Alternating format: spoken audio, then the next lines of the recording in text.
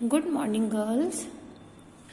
Girls मैंने कल आपको 5.9 एक्सरसाइज के कुछ रिजल्ट्स बताए थे, ठीक है ना। स्टैंडर्ड रिजल्ट बताए थे nth डेरिवेटिव के। ये 9 रिजल्ट मैंने कल आपको बताए थे और मैंने बोला था कि मैं नेक्स्ट लेक्चर में आपको कोई एक इसमें से प्रूफ करके बताऊंगी। वैसे प्रूफ एग्जाम में नहीं आता है, लेकिन मैं आपको एक प्रूफ करके दिखा रही हूँ कि जो ये nth डेरिवेटिव है ये हमने खुद से कहीं से भी नहीं लिखा है, ये कहीं से हमने मतलब फाइंड आउट किया है, ठीक है ना। तो वो हम फाइंड आउट कैसे करते हैं, तो मैं आपको एक nth डेरिवेटिव फाइंड करके दिखा रही हूँ। तो हमें क्या करना है, to find the nth derivative of x raise to the power m। जो फर्स्ट वाला मैंने आपको nth डेरिवेटिव बताया था, मैं वो वाला आपको प्रूफ करके बता रही हूँ, ठीक है। चलिए करेंगे कैसे। सबसे पहले मैंने क्या किया, लेट किया y equals to x raise to the power m, ठीक है। अब मुझे क्या करना है, इसका डेरिवेटिव करना है। चलो dy अपॉन dx निकालो। अब मैं dy अपॉन dx लिखने की बजाय ना y1 लिख रही हूँ, कोई फर्क तो नहीं पड़ता। मैंने आपको बोला था ये सेम सिंबल्स ही हैं। dy अपॉन dx के प्लेस पर आप ये भी लिख सकते हो, ठीक है ना। तो मैं dy अपॉन dx के प्लेस पर क्या लिख रही हूँ, y1 लिख रही हूँ।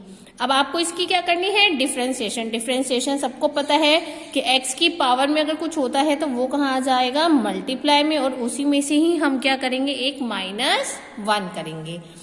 अब मुझे क्या निकालना है, एक बारी और डेरिवेटिव, यानी कि d2y ओवर dx स्क्वायर। मैं इसकी बजाय ना इससे डिनोट करना चाहती हूँ, तो मैं यहाँ पर साइड में बेटा ये इसलिए लिख रही हूँ जिससे कि आपको कंफ्यूजन ना हो, आपको पता हो कि ये आपका dy अपॉन dx है, जिसको आप ऐसे भी लिख सकते हो और ऐसे भी लिख सकते हो। ये हम ऐसे इसको रिप्रेजेंट करा सकते हैं, ठीक है। चलो अब मुझे इसकी डिफरेंशिएशन करनी है। देखो m क्या है, कांस्टेंट, कांस्टेंट तो एज इट इज रहेगा। अब मुझे किसकी डिफरेंशिएशन करनी है, x raise to the power m-1। तो जो पावर में होगा वो कहाँ आ जाएगा, मल्टीप्लाई में, और जो पावर में है उसमें से एक क्या करेंगे हम, -1 करेंगे। तो हमारे पास ये टर्म सॉल्व करके कितने आ जाएगी, x raise to the power m-2, क्योंकि ये हमारे क्या हो जाएंगे, ऐड हो जाएंगे, ठीक है। अब इसकी एक बारी और डिफरेंशिएशन करो, यानी कि अब मैं क्या कर रही हूँ, d3y ओवर dx का क्यूब, m और m-1। देखो ये तो आपका कांस्टेंट है ना, तो कांस्टेंट तो एज इट इज रहेगा, इसकी तो हम डिफरेंशिएशन नहीं करते हैं। हम किसके डिफरेंशिएशन करेंगे, x raise to the power m-2। अब जो पावर में है वो कहाँ आ जाएगा बेटा, मल्टीप्लाई में, और पावर में से ही एक क्या करोगे, -1। तो आपके पास क्या टर्म लेफ्ट रह जाएगी, m-1 m-2 x raise to the power m-3। अब देखो मुझे y की वैल्यू पता है, y1 पता है, y2 पता है, y3 पता है, तो मेरे पास एक सीरीज बन गई ना। तो अब हम क्या करेंगे, ऐसे करके मैं इसकी y4 भी निकाल सकती हूँ, y5 भी निकाल सकती हूँ। तो मैं क्या कर रही हूँ, इसको अप टू सोन अब मैं yn निकालना चाहती हूँ, यानी कि nth डेरिवेटिव। और इसको हम कैसे डिनोट करते हैं, dny अपॉन dx की पावर n, ठीक है। चलो अब जो मेरा nth डेरिवेटिव है उसके लिए मुझे डिफरेंशिएशन करनी पड़ेगी, लेकिन मैं y3 की डिफरेंशिएशन थोड़ी ना करूंगी, मुझे तो इससे पहले जो टर्म होगी मुझे तो उसकी डिफरेंशिएशन करनी है। अब मैं yn-1 डिफरेंशिएट करने लगूंगी, yn-1 तक डिफरेंशिएट करूंगी तो बहुत लेंथी हो जाएगा। तो बेटा तब हम क्या करते हैं, जो nth डेरिवेटिव हम फाइंड करते हैं, हम इन सीरीज के अकॉर्डिंगली उसको क्या करते हैं, फाइंड आउट करते हैं, ठीक है ना। चलो देखो कैसे हम nth डेरिवेटिव बनाएंगे। अब यहाँ पे ध्यान से देखो, देखो y1 में भी m है, y2 में भी m है, y3 में भी m है, तो आगे भी सब जगह m आएगा, तो यानी कि nth डेरिवेटिव में भी m हमारा आएगा। तो बेटा हमें ना यहाँ पर एक सीक्वेंस बनानी है, हम सीक्वेंस के अकॉर्डिंगली nth डेरिवेटिव को फाइंड आउट करेंगे, ठीक है। चलो यहाँ पे भी m है, यहाँ भी m है, यहाँ भी m है, तो हमने nth डेरिवेटिव में भी m लिख दिया। फिर उसके बाद m-1 m-2 m-3 up to so on, यानी कि आगे आगे चलते चलते हमारे पास m-1 m-2 up to so on ये वाली टर्म चलती रहेगी। तो हमने क्या करना है, एक सीक्वेंस के अकॉर्डिंगली इसको लिखना है, ठीक है। यहाँ तक क्लियर है। चलो अब इसके बाद हमारे पास क्या टर्म आ जाएगी, ठीक है। अब देखो नेक्स्ट हमारे पास देखो क्या टर्म है, x raise to the power m-1, फिर m-2, फिर m-3, तो nth डेरिवेटिव तक जाकर वो क्या हो जाएगी m-n, क्योंकि n टाइम्स तक जा रहा है ना, तो हमारे पास वो क्या हो जाएगा m-n। तो ये हमारी क्या आ गई nth डेरिवेटिव। लेकिन बेटा यहाँ पे देखो हमारे पास m टर्म आ रही है ना, हमें तो nth निकालना था, लेकिन यहाँ पे m भी आ रहा है, तो वो हमें कंडीशन कह रहा है कि अगर if m is a positive integer, अगर मेरे पास m कोई भी एक पॉजिटिव इंटीजर अगर हुआ, then and if n is equals to m, कि अगर n हमारा किसके इक्वल हुआ m के, देन हमारा जो yn होगा, हम क्या करेंगे वहां पर जहां हमारे पास n लिखा है, n के प्लेस पर मैं क्या लिखूंगी m लिखूंगी, ठीक है ना। तो मैंने क्या किया, मेरी nth डेरिवेटिव में जहां जहां n था, n के प्लेस पर मैं क्या लिख रही हूं बेटा m लिख रही हूं। देखो यहाँ पर n था, मैंने m लिख दिया, यहाँ पर भी n था, मैंने m लिख दिया, क्योंकि हम लेकर चल रहे हैं कि अगर n मेरा इक्वल्स टू m के हुआ तो ये मेरा क्या हो जाएगा 0। तो मेरे पास क्या टर्म लेफ्ट रह जाएगी yn equal m-1, m-2 up to so on. ये हमारा कैंसिल, तो यहाँ पे हमारे पास क्या टर्म रह जाएगी 1, ठीक है, यानी कि इससे पहले जो नंबर होगी वहां पे क्या लेफ्ट रह जाएगा 2, उससे पहले जो नंबर रहेगा वहां पे हमारा क्या लेफ्ट रह जाएगा 3। तो यहां से मैंने एज्यूम किया कि यहाँ पे अगर ये दोनों वैल्यूज हमारी कैंसिल हो रही हैं और 1 लेफ्ट रह रहा है, तो 1 के बाद तो 2 ही आएगा, 2 के बाद 3 आएगा, इससे पहले पहले वाले नंबर्स में। तो हमारे पास जो nth डेरिवेटिव है वो ये आ गया, और ये पूरी की पूरी सीरीज हमारी किसकी होती है m फैक्टोरियल की, ठीक है ना। तो ये पूरी की पूरी सीरीज हमारी किसकी होती है m फैक्टोरियल की, तो हमारा yn किसके इक्वल आ गया m फैक्टोरियल की। तो इस अकॉर्डिंगली हम क्या करते हैं, अपना nth डेरिवेटिव फाइंड आउट करते हैं, ठीक है। तो आप किसी भी टर्म का इस सीक्वेंस को बनाकर अपना nth डेरिवेटिव को फाइंड आउट कर सकते हो, ठीक है। चलिए अब एक एग्जाम्पल करते हैं, एग्जाम्पल नंबर 1। चलो एग्जाम्पल नंबर 1 में आपके पास क्या है, फाइंड द nth डेरिवेटिव, हमें nth डेरिवेटिव फाइंड आउट करना है of under root of ax plus b का, ठीक है। चलो सॉल्व करते हैं, कैसे करेंगे। मैंने सबसे पहले क्या लेट किया, y equal under root of ax plus b, ठीक है ना। और मैंने हमेशा आपको क्या बोला है कि अगर अंडर रूट होता है तो हम अंडर रूट को रिप्लेस करेंगे बाय 1/2। चलो अब इसकी डिफरेंशिएशन करो। पहले मैं क्या निकाल रही हूँ, y1 निकाल रही हूँ, तो y1 कैसे आएगा, पावर की मल्टीप्लाई करेंगे और पावर में से ही क्या करेंगे, एक -1 करेंगे, ठीक है ना। तो जो मेरी पावर है वो कहाँ गई, मल्टीप्लाई में, और उसी में से ही हमने क्या किया, एक -1 किया। और फिर हम क्या करेंगे, ब्रैकेट की डिफरेंशिएशन। तो यहाँ पर हमारे साथ क्या आ जाएगा, ax, एक की क्या आएगी एज इट इज, और x की डिफरेंशिएशन क्या होती है 1। तो a कांस्टेंट है तो कांस्टेंट हमारा एज इट इज रहेगा, x की क्या होती है 1, तो 1 लिखने की कोई जरूरत नहीं है, और b क्या हो जाएगा 0। तो हमारे पास इस वाले टर्म की डिफरेंशिएशन क्या हो गई बेटा, ये वाली, ठीक है ना। ये तो आपने सबने की हुई है ना, तो इसलिए मैं थोड़ा सा इसको डायरेक्ट भी लिख चुकी हूँ। तो यहाँ पे फिर हम इसका एलसीएम ले लेंगे, तो एलसीएम लेकर आएगा -1/2 इंटू a। अभी इसको डिनोमिनेटर में लेकर जाने की जरूरत नहीं है, क्योंकि अभी हमें और फर्दर डिफरेंशिएशन करनी है ना, nth डेरिवेटिव निकालना है। तो अगर हम डिनोमिनेटर में ले जाएंगे, अंडर रूट करेंगे, तो फिर दोबारा से हमें उसको ब्रेक करना पड़ेगा। तो यहाँ पे जब हमें nth डेरिवेटिव निकालना होता है बेटा, तो आप टर्म्स को ना एज इट इज रखो, ठीक है ना। चलो अब आपको इस वाले टर्म की फिर से क्या करनी है, डिफरेंशिएशन करनी है। कैसे करेंगे, देखो 1/2 कांस्टेंट है, a कांस्टेंट है, एज इट इज लिख दो, ठीक है। अब मुझे किसकी डिफरेंशिएशन करनी है, इस वाले टर्म की डिफरेंशिएशन करनी है। कैसे करेंगे, पहले पावर कहाँ आ जाएगा, मल्टीप्लाई में, और पावर में से ही हम क्या करेंगे, एक -1 करेंगे, ठीक है ना। उसके बाद ब्रैकेट की भी तो डिफरेंशिएशन करनी है, तो ब्रैकेट की क्या हो जाएगी, a कांस्टेंट है, a as it is, x की क्या हो जाएगी 1 और b की क्या हो जाएगी 0। तो हमारे पास डिफरेंशिएट करके क्या बच गया, a। चलो अब थोड़ा सा सिंप्लीफाई करते हैं। देखो यहाँ पे 1/2 है, मैं 1/2 एज इट इज लिख रही हूँ, और -1/2 भी एज इट इज लिख रही हूं, ठीक है ना। देखो ये भी a है, ये भी a है, तो ये क्या हो जाएगा a स्क्वायर। तो a स्क्वायर ना मैंने थोड़ा बाद में लिख दिया, ठीक है ना, कंफ्यूजन नहीं होगी।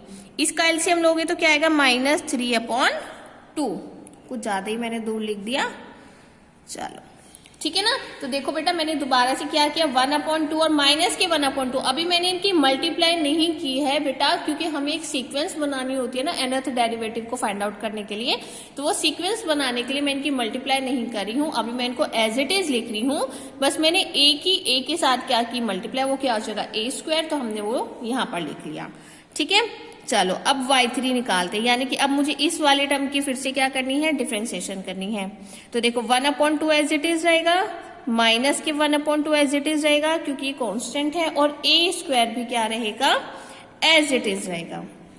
अब हमें इसकी डिफरेंशिएशन करनी है, कैसे करेंगे, पावर कहाँ आ जाएगी, मल्टीप्लाई में, और पावर में से ही क्या करेंगे हम, एक -1 करेंगे।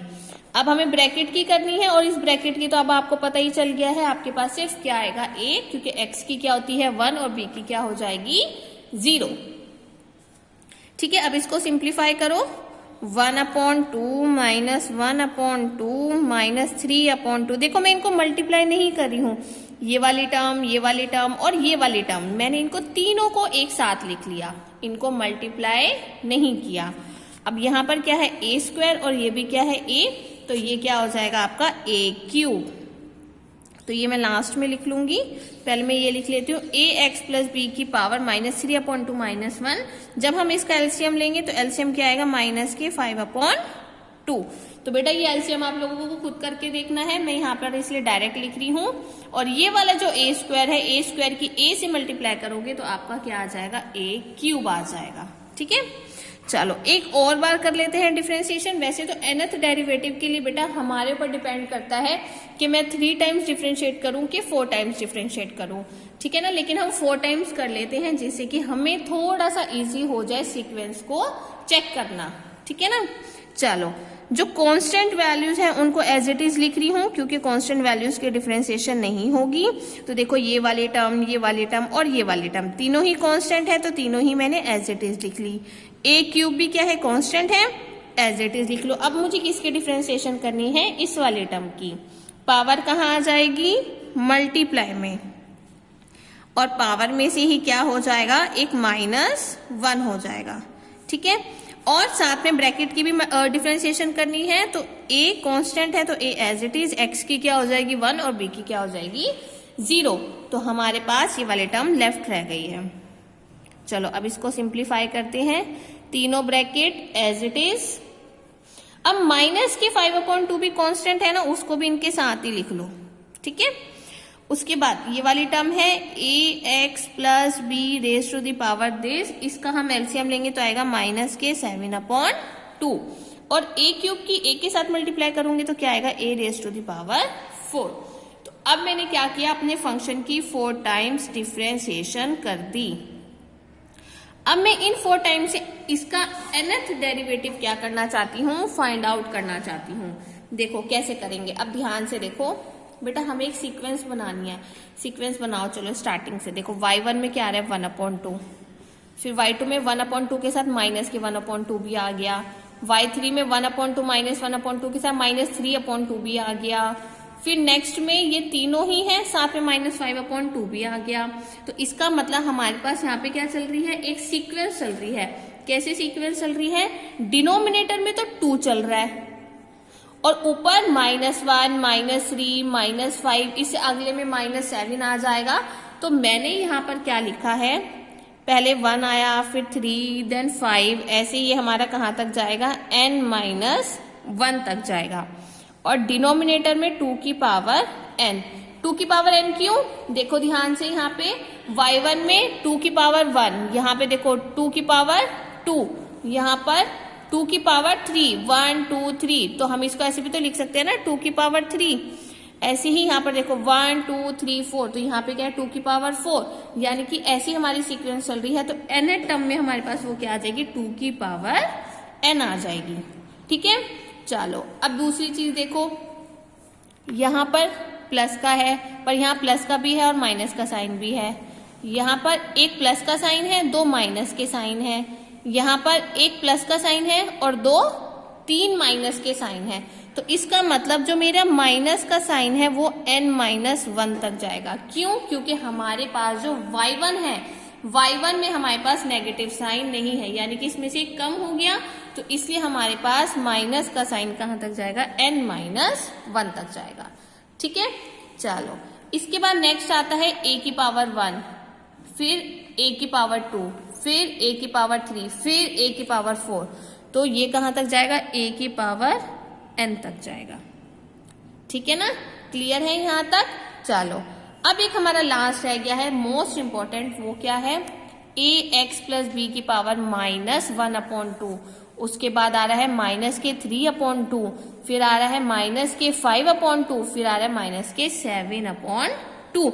अब हम इसका nth डेरिवेटिव कैसे निकालेंगे? देखो ax प्लस बी तो हमारा रहेगा ही रहेगा। ठीक है, अब देखो हमारी ना सीरीज क्या, पहले -1/2 आया पावर में, फिर -3/2, फिर -5/2, फिर -7/2 अप टू सोन। हमें इस सीरीज की nth डेरिवेटिव निकालनी है। तो हम किसी भी सीरीज की nth डेरिवेटिव कैसे निकालते हैं कि हमारे पास जो सीक्वेंस बन रही है उसके हिसाब से। अब देखो डिनोमिनेटर में 2 आ रहा है, तो यहाँ पे इसके डिनोमिनेटर में क्या आ जाएगा? 2, और पावर में देखो -1, -3, -5, -7, यानी कि जो हमारा न्यूमरेटर वैल्यू है वो हमारी ऑड चल रही है। समझ आ रही है बात? ये हमारी ऑड टर्म चल रही है और ऑड टर्म में भी नेगेटिव टर्म चल रही है। तो ऑड टर्म के नेगेटिव टर्म में हमारी जो nth डेरिवेटिव होती है वो क्या होती है? 2n-1। तो ये आपका क्या हो गया? इसका रिक्वायर्ड रिजल्ट। ठीक है, तो आपको क्या करना है बेटा?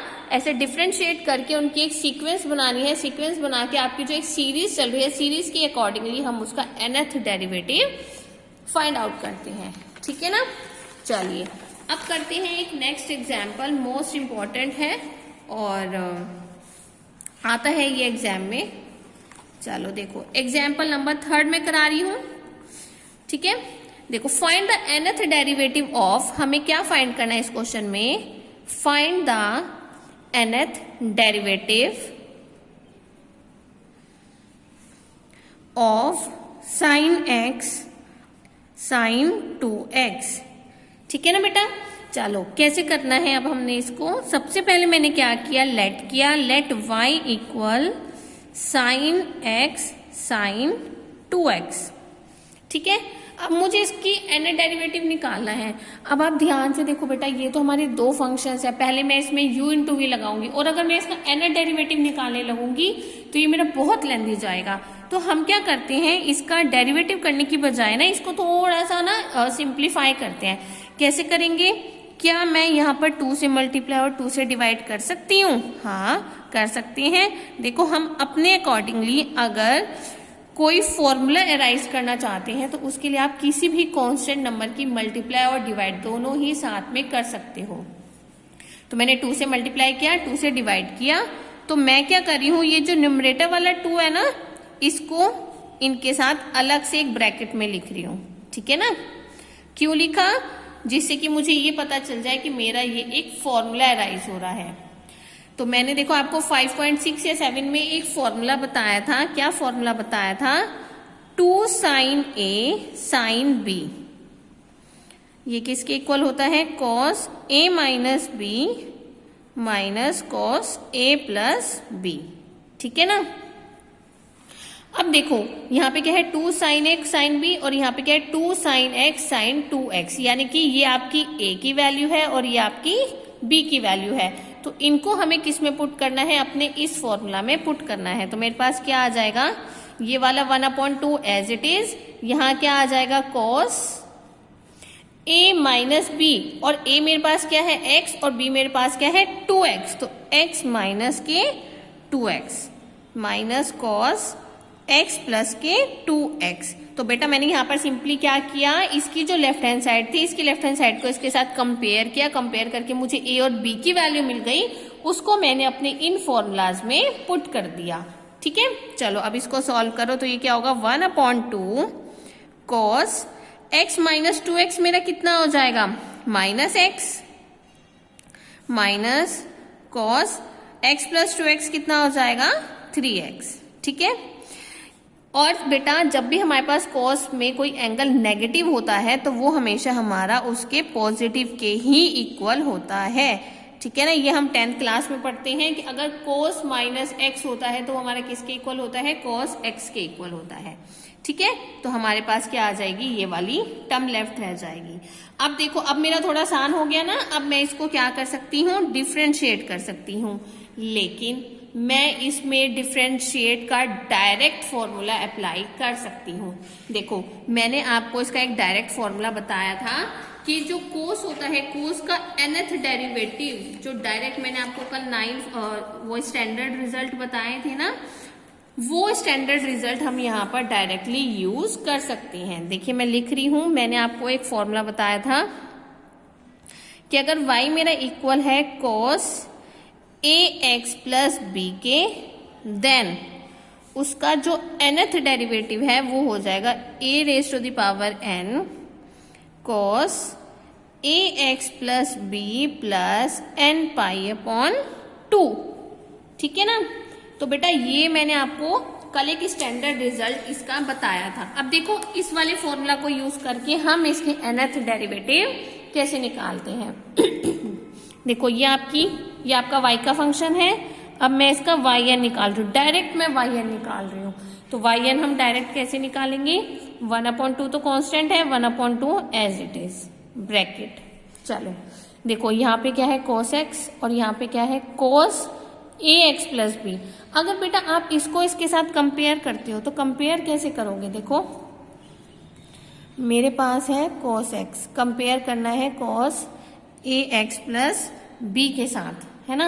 अब देखो, यहाँ भी x है, यहाँ भी x है, यहाँ पर a है और यहाँ पे हम 1 मान लेते हैं, तो इसका मतलब a की वैल्यू क्या आ गई 1। पर यहाँ x के बाद तो कुछ भी नहीं है और यहाँ पर b है, यानी कि b मेरा यहाँ पर क्या है 0 है।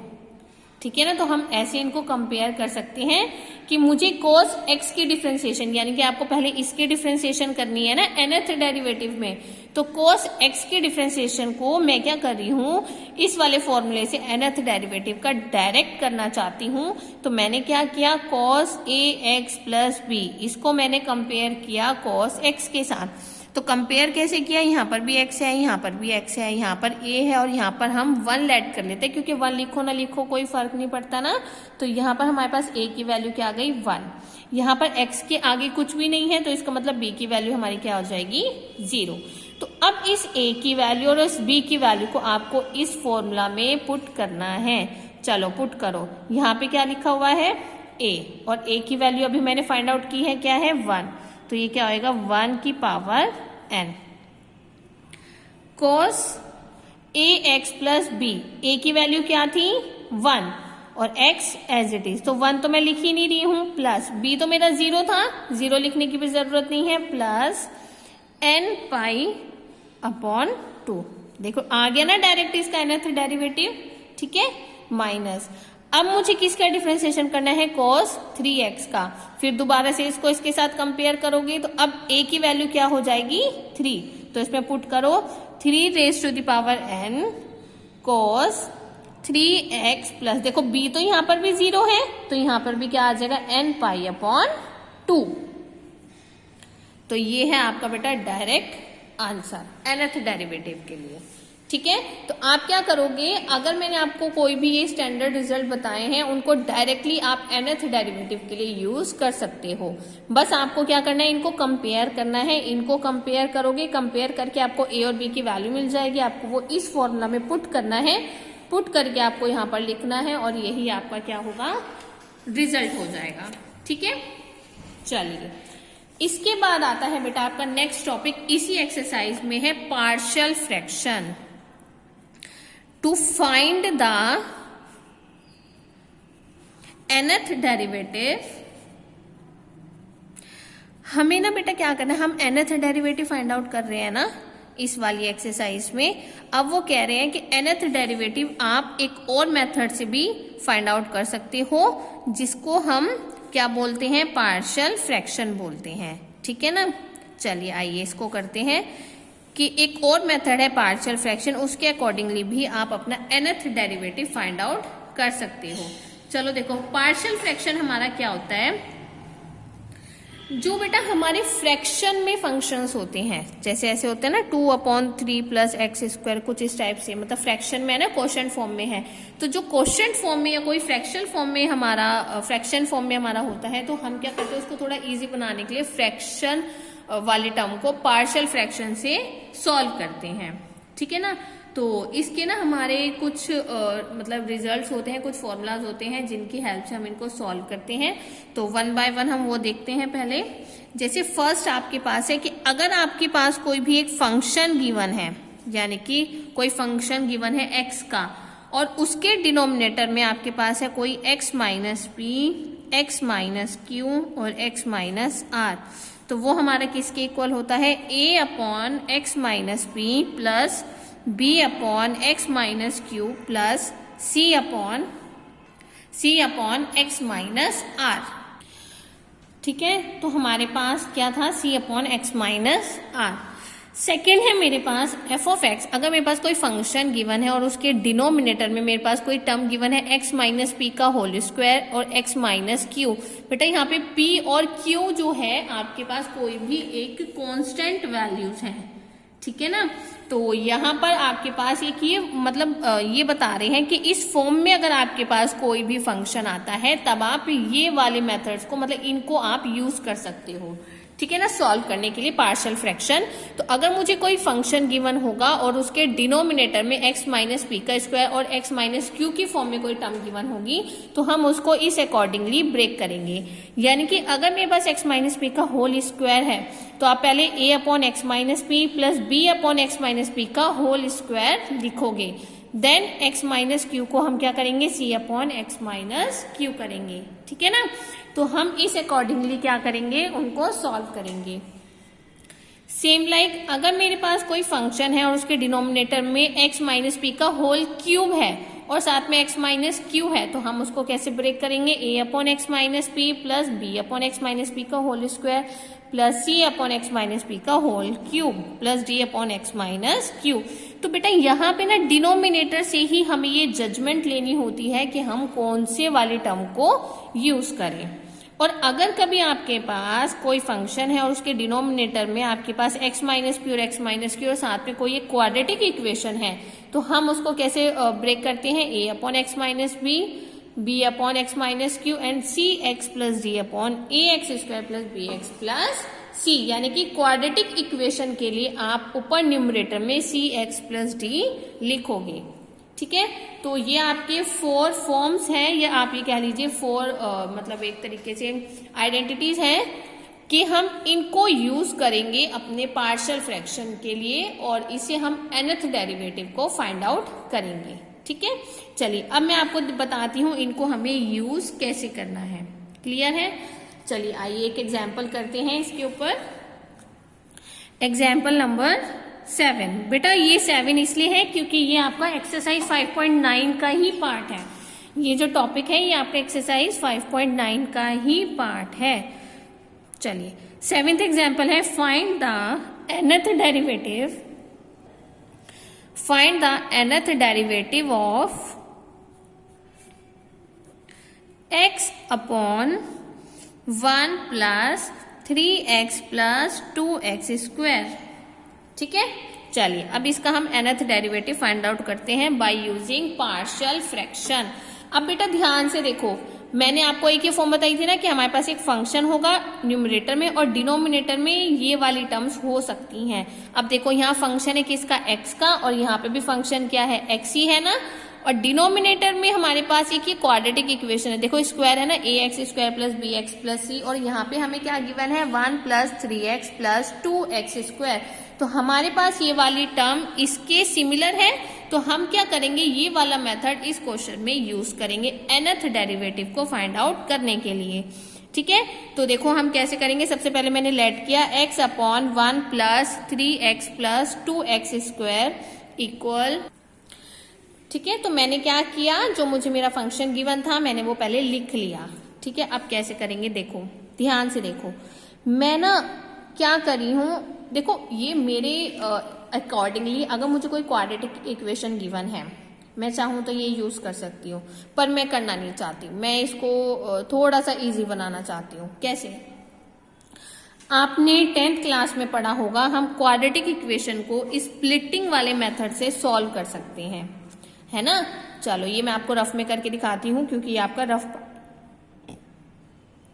मान लो आपको जैसे ये इक्वेशन दी हुई है, देखो मैंने इसको रिवर्स करके लिख रही हूँ, क्योंकि हम क्वाड्रेटिक इक्वेशन में जो हाईएस्ट पावर होती है उसको सबसे पहले लिखते हैं। यह ना आपकी क्वाड्रेटिक इक्वेशन, इसको स्प्लिटिंग वाले मेथड से हम कैसे सॉल्व करते हैं 2x² प्लस, यहाँ पर क्या लिखा हुआ है 3x, तो हम क्या करते हैं कि हमारे पास जो ये कांस्टेंट वैल्यूज होती हैं इसको इसके साथ क्या करते हैं मल्टीप्लाई, तो 2 × 1 क्या हो जाएगा 2, तो मुझे उस 2 को ऐसे प्लस करना है कि मेरे पास 3x बनना चाहिए। तो मैं यहाँ पर क्या कर सकती हूँ 2x प्लस x प्लस 1, मैंने 3x को यहाँ पर ब्रेक किया, कैसे ब्रेक किया 2x प्लस x की फॉर्म में। चलो अब हम क्या कर रहे हैं, इसमें से कॉमन ले रहे हैं, यहाँ से मैं 2x कॉमन ले लूं तो क्या बच जाएगा x प्लस 1, और यहाँ पर तो कुछ भी कॉमन नहीं है, तो यहाँ पर मैंने 1 कॉमन लिया, तो मेरे पास क्या लेफ्ट रह गया x प्लस 1। तो दोनों ब्रैकेट हमारे सेम है, तो जब भी हमारे पास दोनों ब्रैकेट सेम आ जाते हैं स्प्लिटिंग वाले मेथड से, तो हम उसको सिर्फ एक ही बार लिखते हैं। देन 2x प्लस 1, ये वाली टर्म को हम एक ब्रैकेट में लिख लेते हैं। तो मैंने यहाँ पर क्या किया बेटा, जो क्वाड्रेटिक इक्वेशन थी ना, मैंने उसको स्प्लिटिंग से सॉल्व करके उसके 2 ब्रैकेट्स फाइंड आउट कर लिए हैं। तो वही सेम दोनों टर्म्स को अब मैं यहाँ पर लिख रही हूँ। तो मेरे पास आ गया था 2x प्लस 1 और x प्लस 1। ठीक है, ये क्लियर हो गया। अब हम यहाँ पर इसको पार्शियल फ्रैक्शन से आगे फर्दर सॉल्व करेंगे। देखो 2x प्लस 1 और x प्लस 1 किसके साथ आ रहा है, सेम इसके जैसा है ना। देखो x माइनस p का मतलब क्या है, x प्लस 1, ठीक है ना। या फिर मान लीजिए कि मतलब प्लस हम मान लेंगे ना उसको कि माइनस माइनस प्लस हो जाता है, तो हम क्या करेंगे इसको ब्रेक करेंगे, तो ये हो जाएगा a upon 2x plus 1 plus b upon x plus 1। तो बेटा जो आपका ये x है ना, x को हमें नहीं छेड़ना है, हमें सिर्फ डिनोमिनेटर वाली टर्म को ब्रेक करना होता है। तो 2x प्लस 1 मैंने a के साथ ब्रेक किया और x प्लस 1 को मैंने b के साथ ब्रेक किया। This is your rough work, ठीक है। अब इसको ब्रेक करने के बाद अब हमें इसको सॉल्व करना है। पहले मैं इसको दोबारा से अलग से लिख रही हूं